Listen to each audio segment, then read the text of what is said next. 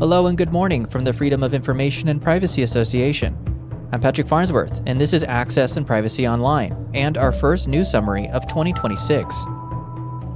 After the holiday break, there's a lot to catch up on. Across Canada and internationally, we're seeing familiar themes re-emerge. Data breaches with unresolved accountability, governments struggling to balance security, privacy, and transparency, and growing pressure to define how artificial intelligence is governed or not governed in practice. We'll start in Nova Scotia, where the fallout from a major data breach is colliding with electricity rate hikes and renewed debate over access to information law. Then we'll move through Canadian privacy and access stories shaped by FOI requests, before turning to international developments involving big tech, AI misuse, and whistleblower protections. Let's dive in.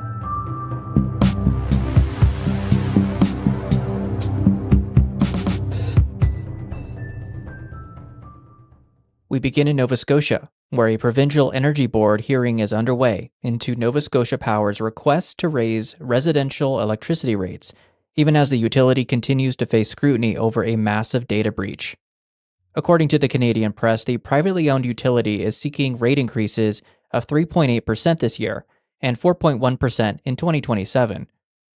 Premier Tim Houston has publicly called the request out of touch, pointing to the breach that may have affected all 550,000 customers. Opposition NDP leader Claudia Chender echoed those concerns, arguing that households should not be asked to pay more while trust in the utility remains low and incomes remain stagnant.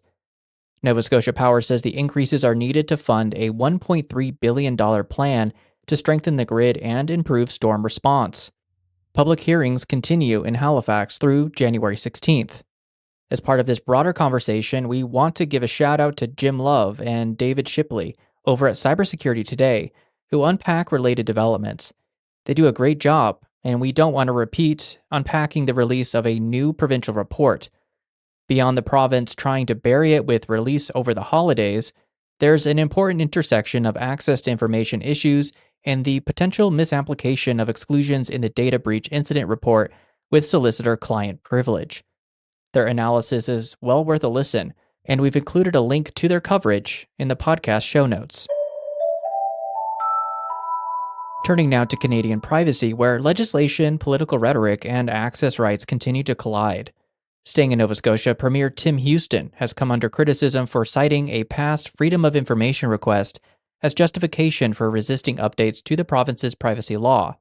Speaking in the legislature, Houston referenced a request seeking information about a riot in 2016 that broke out in a youth detention center. In response, the Premier's office said photos and videos of the riot would show the inside of the jail, and any health and safety reports would describe areas of the building, entrances, rooms, and more, which Houston has likened to security schematics. But critics, including privacy experts and journalists, point out that the Provincial Privacy Commissioner recommended partial disclosure years ago, and that the matter ultimately required a court appeal to resolve. While the government did introduce amendments to the province's access and privacy legislation, Commissioner David Nurse says key gaps remain, including the absence of firm timelines and full independence for his office. He notes the government has 18 months to implement the law and consider improvements. Regarding the firm timelines, Nurse has requested the government to set a 90-day time limit to complete reviews, similar to legislation already in place in Newfoundland and Labrador. Nova Scotia's track record on transparency remains fragile. The province was once named Canada's most secretive, and former commissioners have repeatedly warned that the system has been barely functioning. Across Canada, AI has been making waves in the court system, in defense systems, as well as new policies with vague details. In the Canadian court system, AI has been making waves, but there is concern about an over-reliance on the tool from both lawyers and clients, with some people even using AI to represent themselves. It was warned that relying on AI can cause misinformation due to hallucinations, cost money and reputation, and can potentially expose personal information. Meanwhile, the National Spy Watchdog is reviewing the use and governance of artificial intelligence by Canada's security agencies. Many organizations are looking to utilize AI for national security. Some of these agencies include the Canadian Security Intelligence Service, RCMP, Communications Security Establishment, Global Affairs Canada, Immigration, Refugees, and Citizenship Canada, and Transport Canada. On top of that, Prime Minister Mark Carney has sketched the broad strokes of an AI policy, but details remain vague. The new AI minister, Evan Solomon, plans to introduce a new privacy bill that will update the private sector privacy laws, but will only lightly touch on AI issues like child safety and fighting deepfakes. The Carney government has said in the past they don't plan to heavily regulate AI, but instead focus on the innovative aspect of AI for the country and prioritize the commercial applications of AI. There are links to a full roster of stories intersecting privacy and personal information in the show notes, so be sure to check out the website. Staying in Canada, we turn to stories shaped directly by access to information requests and what they reveal about record keeping and accountability. In Gibbons, Alberta, LGI reporter Trent Wilkie at the St. Albert Gazette reports that the province has stepped in as the town approved an interim 2026 budget amid a financial crisis. A provincially appointed official administrator is now overseeing decisions, with strict limits placed on spending and new capital projects. The budget is meant to be a short-term authority, while administration completes a thorough financial review and brings forward a final 2026 budget and tax rate bylaw in the spring. On top of keeping a strict budget, Council also moved to impose a moratorium on new capital projects except where required for health, safety, or regulatory compliance, or where current contractual obligations exist. Officials emphasize transparency, but acknowledge that much of the town's financial story risks being missed amid declining local media coverage, making public records and FOI requests even more critical. Meanwhile, in Ontario, access-driven reporting continues to expose gaps in institutional records. In Caledon, FOI documents revealed missing or incomplete records related to public opposition against a proposed query, fueling resident frustration and raising concerns about how municipalities document public engagement. After a resident filed a Freedom of Information request, he found that dozens of submissions against the query proposal were missing, including many formal objections that he and his neighbors had assumed would have been entered into the public record.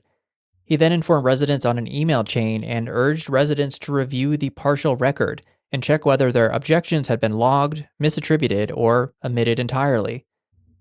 And federally, internal government records obtained through access requests have flagged gaps in dam safety oversight, underscoring how incomplete documentation can directly affect public safety and accountability.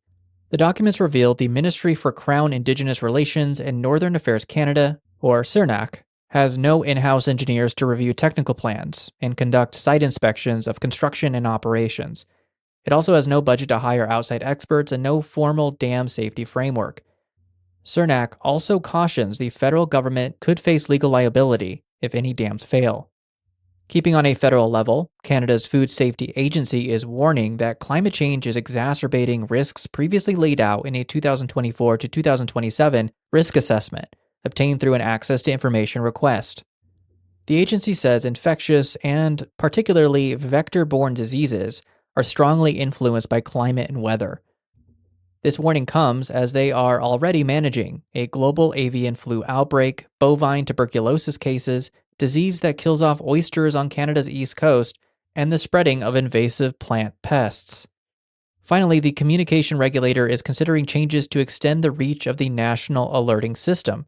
The changes would aim to make the National Public Alerting System, also known as Alert Ready, more accessible to rural and Indigenous communities during a crisis.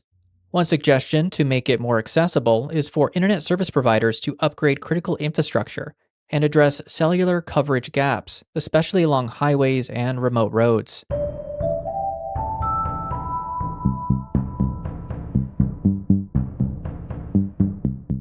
Now to international stories, where concerns about AI misuse and data governance are escalating. Elon Musk's AI chatbot Grok, integrated into X, formerly Twitter, is facing investigations and backlash across Europe, Asia, and Latin America. Governments in France, India, Malaysia, and Brazil are probing the generation of sexualized and non-consensual images, including of women and minors. Musk has claimed he takes actions against illegal content, including child sexual abuse material, by removing it, permanently suspending accounts, and working with local governments and law enforcement as necessary.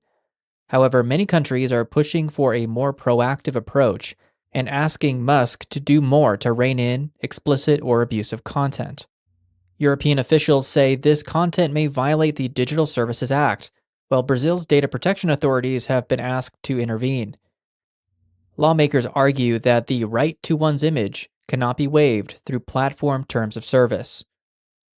Meanwhile, in Italy, the country's antitrust authority has fined Apple 98.6 million euros, about 116 million Canadian dollars, ruling that its app tracking transparency feature unfairly restricted competition, even while pursuing legitimate privacy goals. Apple has announced it will appeal.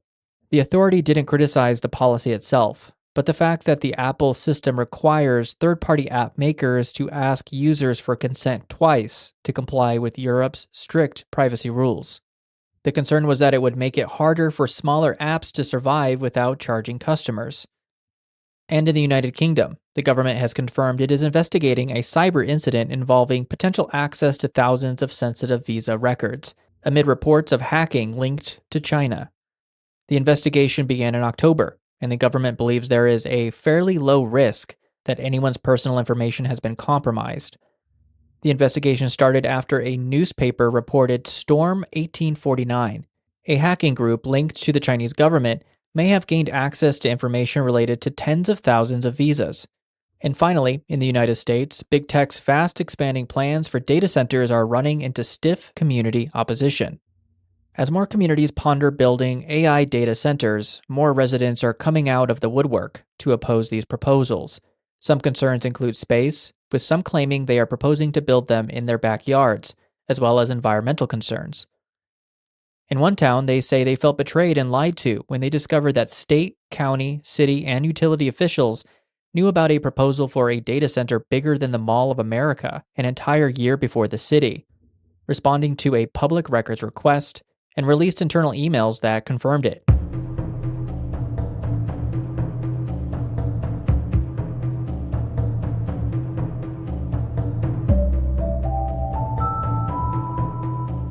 That's all for today. As always, we hope these stories help you stay informed about the evolving issues surrounding privacy, access to information, artificial intelligence, and public transparency. A quick reminder, Bill C-4 is heading towards second reading in the Senate. It's not too late to contact committee members or your member of parliament. We'll be back this weekend with our regular weekly summary. To support this work, please subscribe through FIPA News Monitoring or consider making a donation. Our writer is Sean Fisk. Original music is by the mysterious Breakmaster Cylinder. I'm Patrick Farnsworth, your host and producer. Thanks to the reporters, contributors, and most importantly, you, our listeners. Stay safe and stay informed.